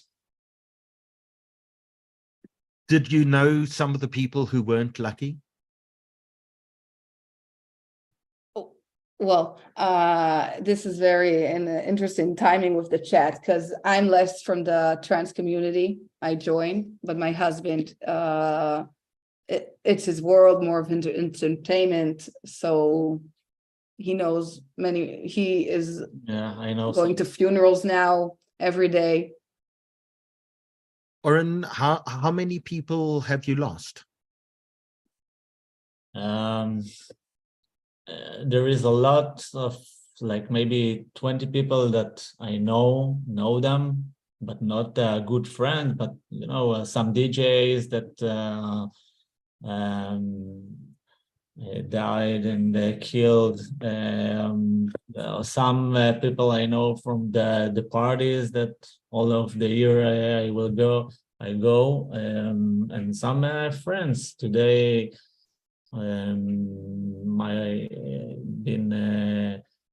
Go to say goodbye to a friend that I work with him a few years.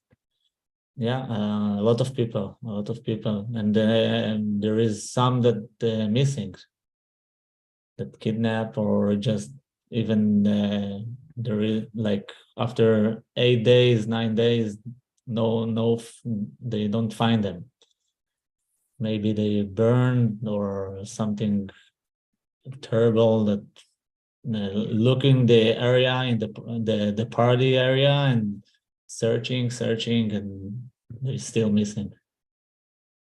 I mean, we've seen these horrendous videos and photographs of burnt bodies, of people hiding in toilets and just being mowed down, the toilets being shot up, of people in little shelters just having hand grenades thrown at them. The images are just heartbreaking and devastating. It's been 8 days. How do you cope? Well, first of all, everybody has their own mechanism, I assume. We're home. We have help from family and friends to take care of our kids. It's kind of, even the elementary thing of taking care of your kids is not trivial. Getting them eating, getting yourself eating, getting yourself the care you need in order to live. Again, the body wounds are very, very easy and they heal really easily. But the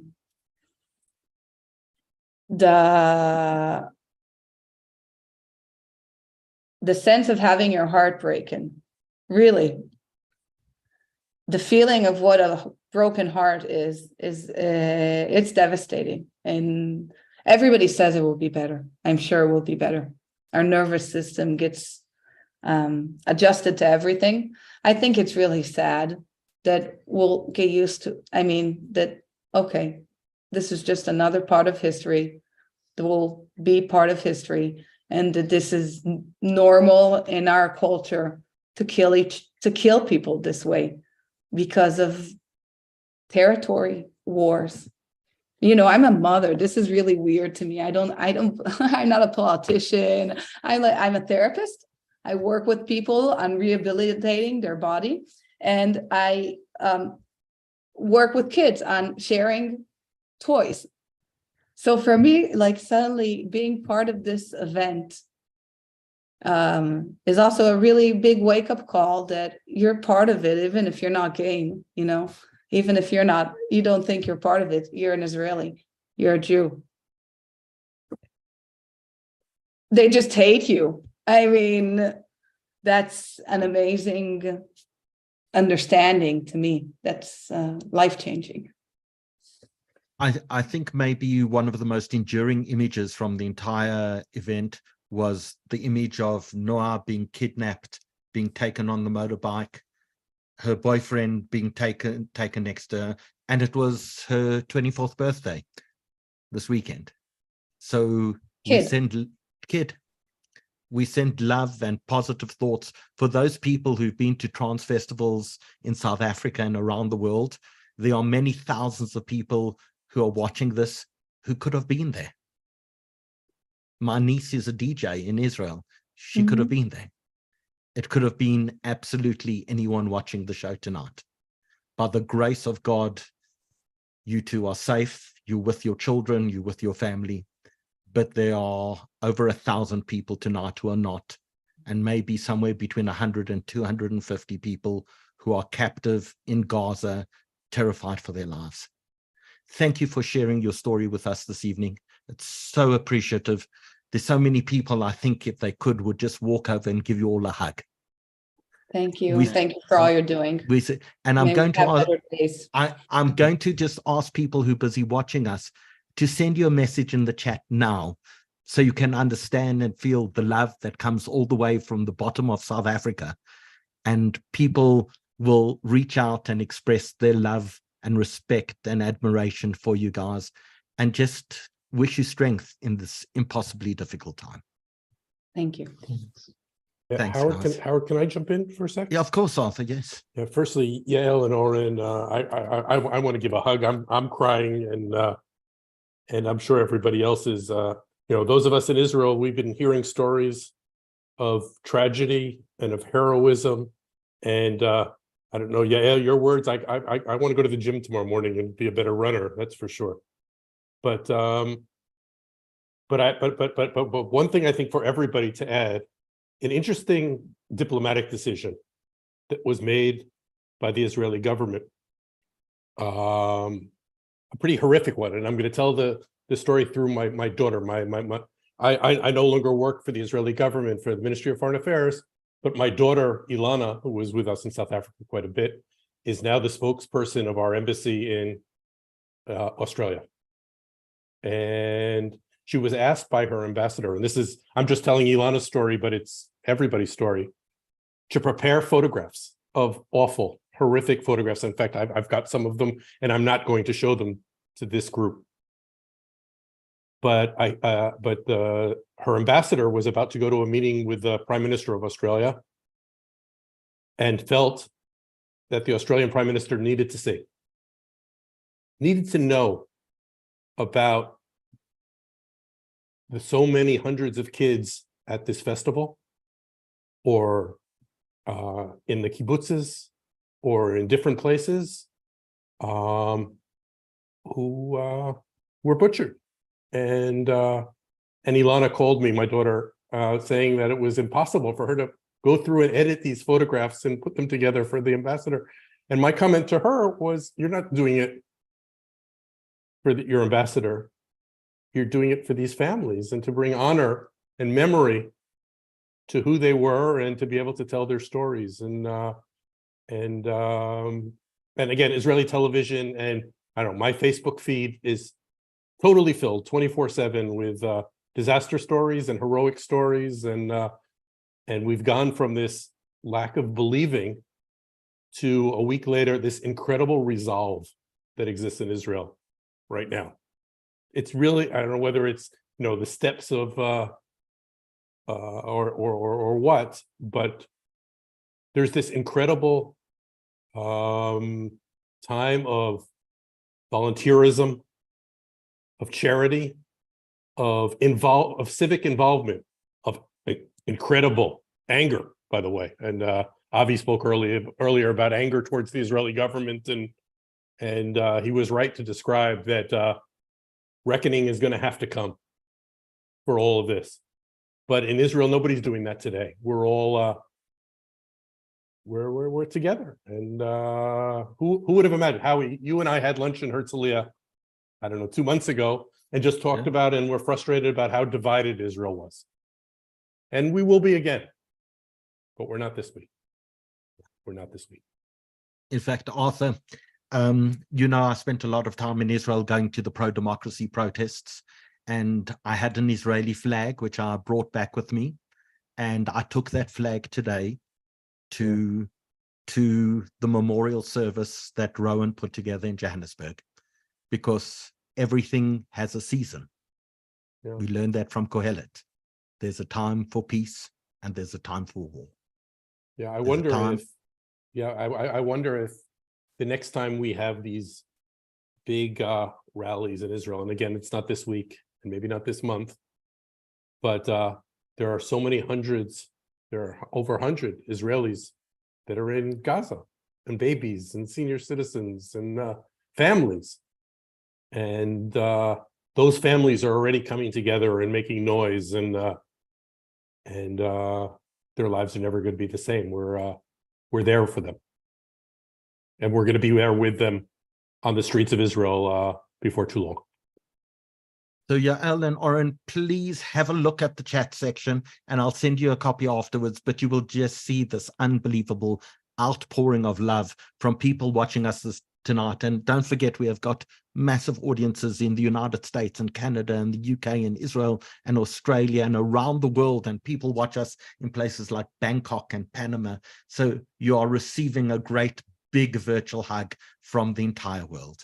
I'm going to ask Rowan to turn on his camera as well, and we're going to continue this discussion with Arthur, with Rowan and Michael. But Arthur, I interrupted you along the way because Avi needed to jump off, but we were talking about the great powers. You were talking about the support received from the United States and from the UK.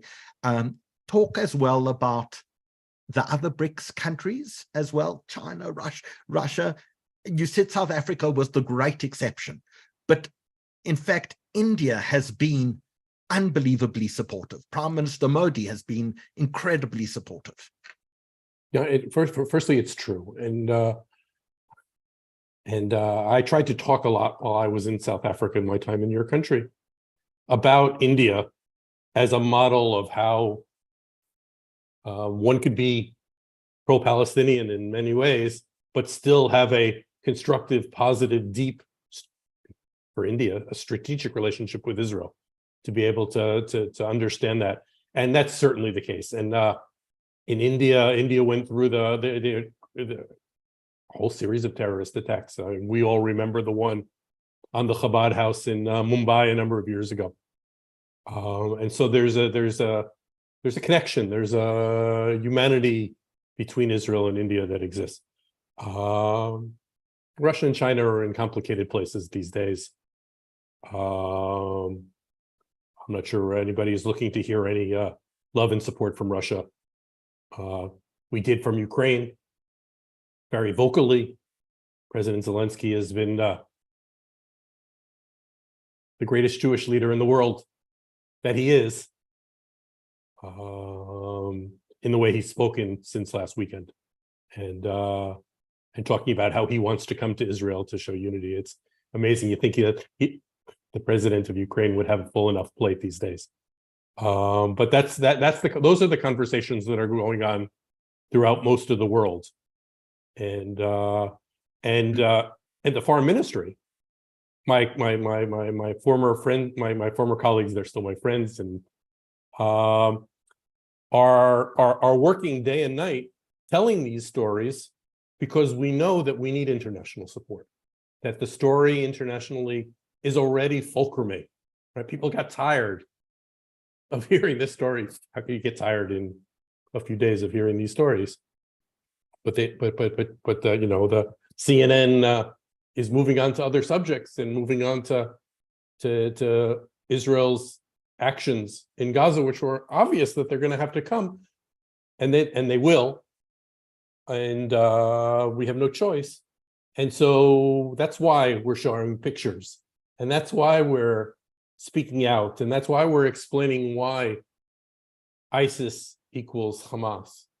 And that's the diplomacy that's going on right now, is understanding that the more that countries understand Israel's story, and that the threat on all of us, the more Israel's army is going to be able to work to keep us safe.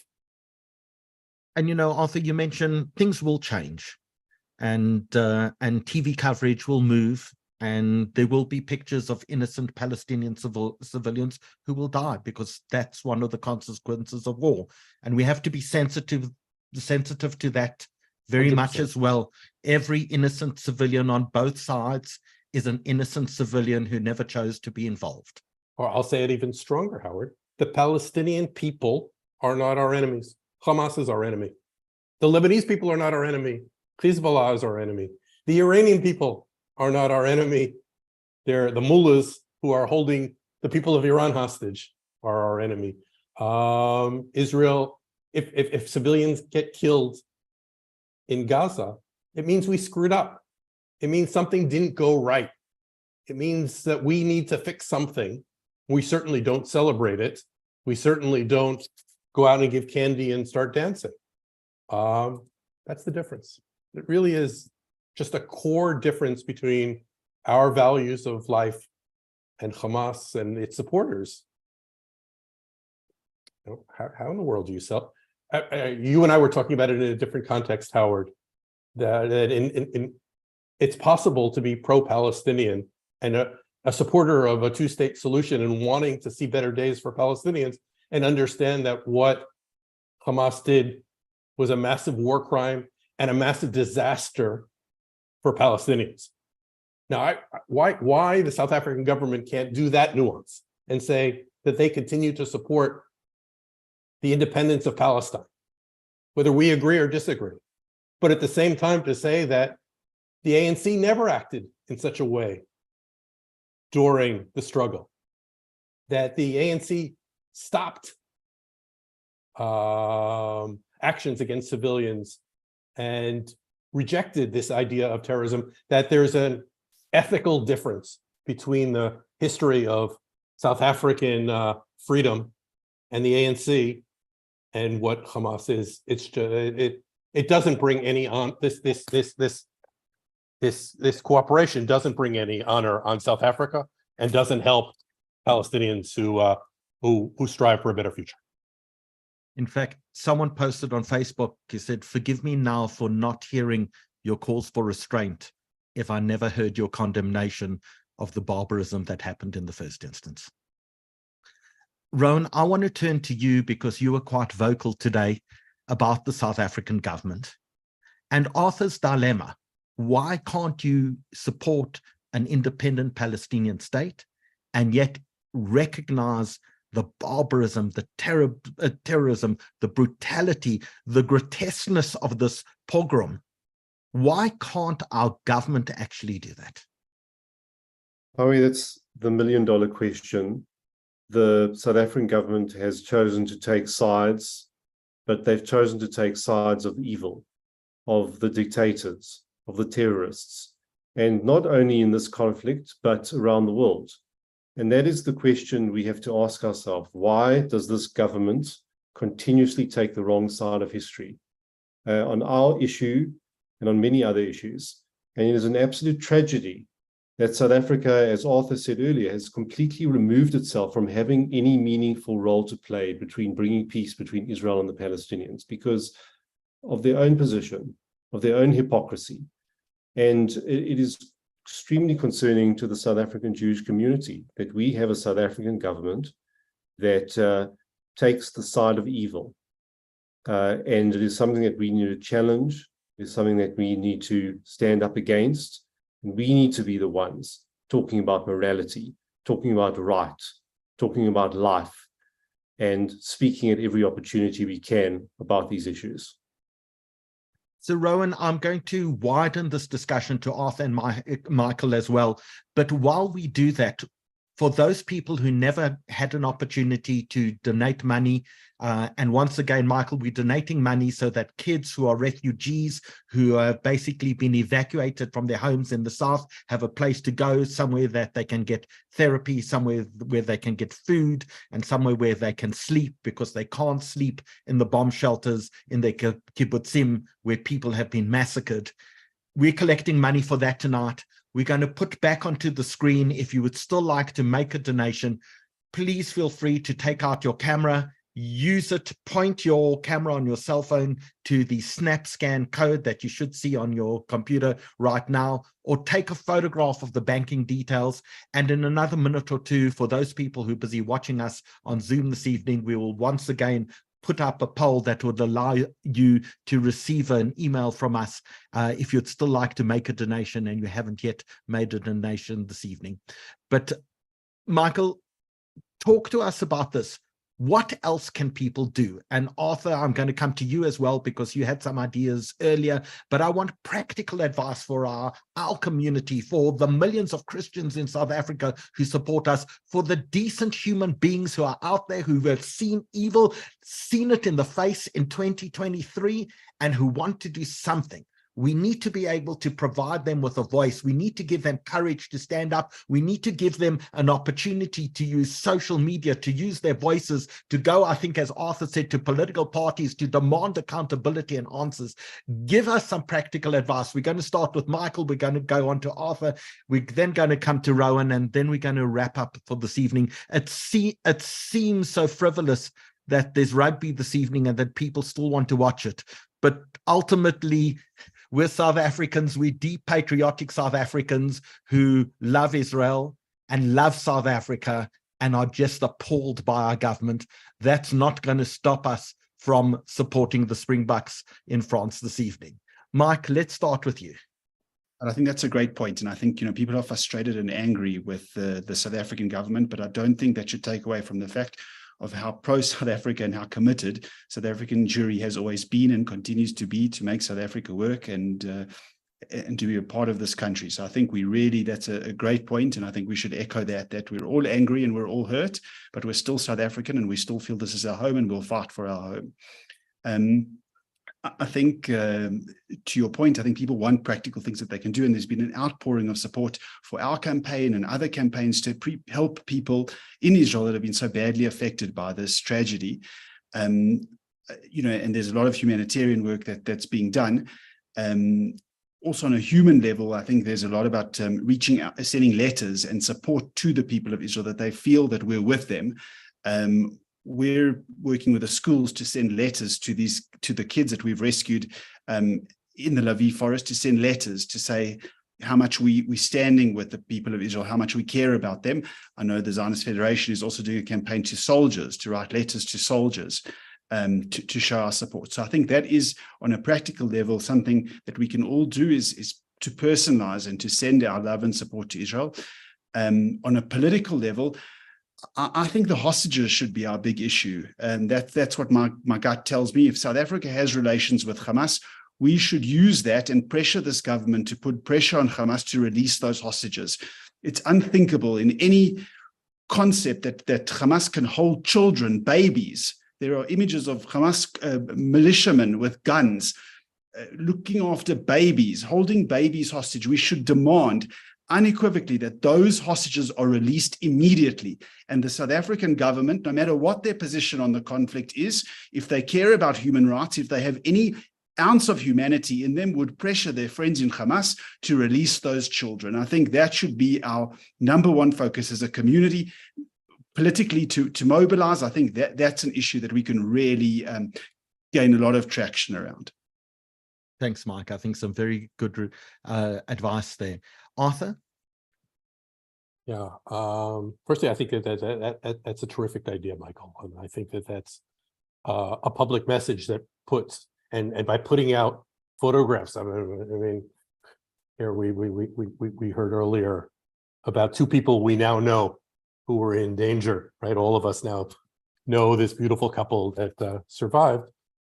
But as I think they pointed out, there's nobody in Israel, nobody who isn't 1 degree of separation from people that are being held in Gaza or missing or hurt or killed. Or me personally, I was at a Yom Ha'atzmaut picnic 3 months ago with one of the women that's being held in Gaza.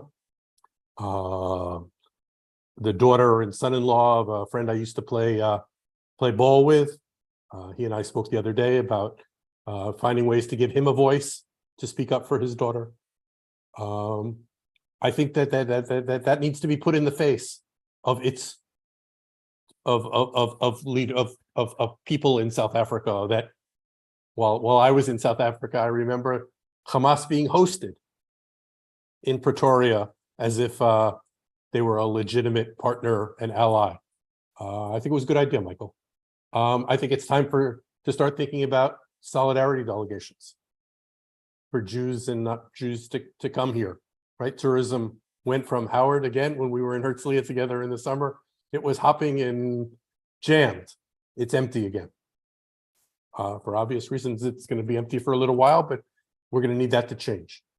I'm glad you're talking about the JNF tonight, and then they do wonderful work.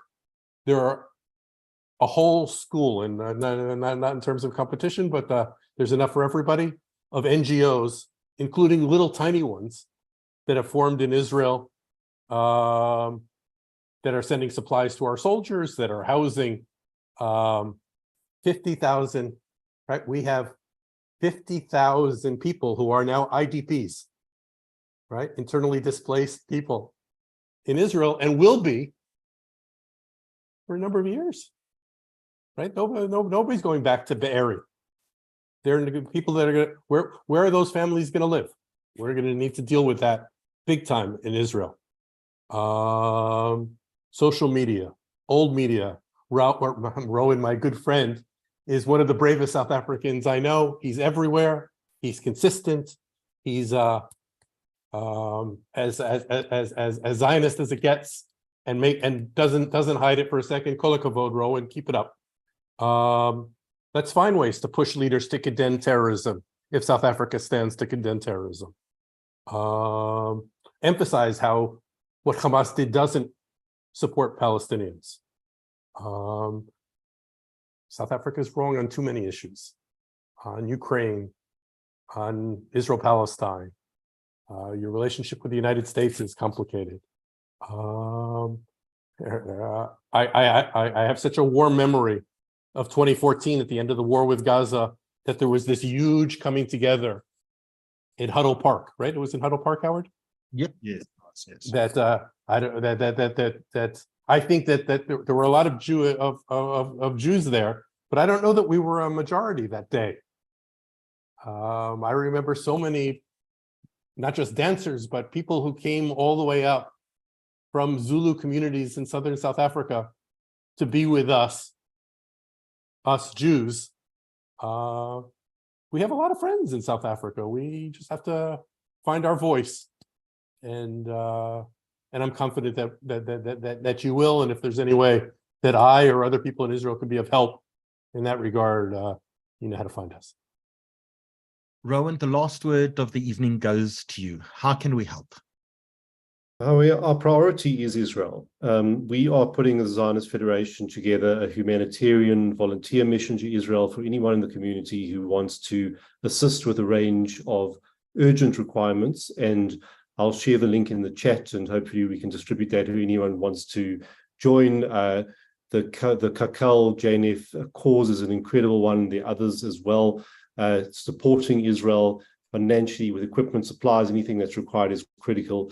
And here in South Africa, and just to build on with what Arthur kindly said, we need to mobilize the South African community beyond just the Jewish community. We need to mobilize the Christian community to show the government here that there is significant support for Israel across the board on the ground. We need to send an incredibly strong political message to our government and to this country in order to build support for Israel. And we are working very hard at that. We're working across the church groups and other places. So we encourage this community to come together, to come to events, to be very active in the media, to share, retweet, respond, to share other people's interviews, to be very clear on the news and the facts. And we've actually put together a fact sheet group just for that purpose. So there's numerous ways that people can participate, but the most important is to help Israel, to help ordinary Israelis on the ground, to do whatever we can to support Israel in this extremely difficult time, and to fight the war in the media and other fronts as we do in South Africa. It's not an easy job, but we can't lose sight of the fact that South Africa is one of the exceptions in the world. The entire civilized world has got behind Israel, understands the trauma that it's been through, and is there to help and support. The mere fact that the South African government does not understand that, does not agree with that, means that our government is completely out of step with the rest of the world and must be told as such. And we need to tell these people, for them it's theory. For us, it's personal. It's our friends, it's our family, it's our children, it's our mothers. It was a Jewish grandmother shot in the head as she went to go look after her grandchildren. A Jewish grandmother from the Free State in South Africa. It's South Africans who are missing, who are injured, and we demand from our government that they take accountability, stop their absolute nonsense, accept responsibility, show compassion, show empathy, show sympathy, and show some respect to the Jewish community that has built this country. Without us, South Africa would be much poorer off in every way, in culture, in humanitarian work, in sport, in entrepreneurship, in business.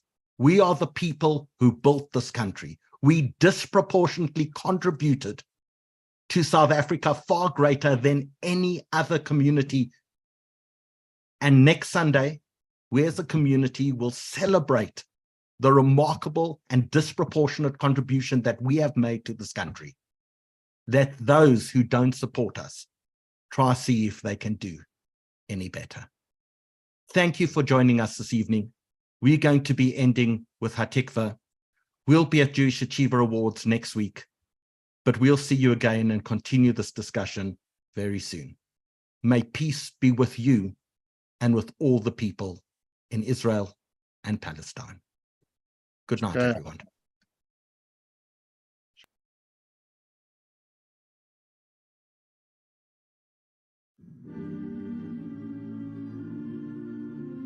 Thank you.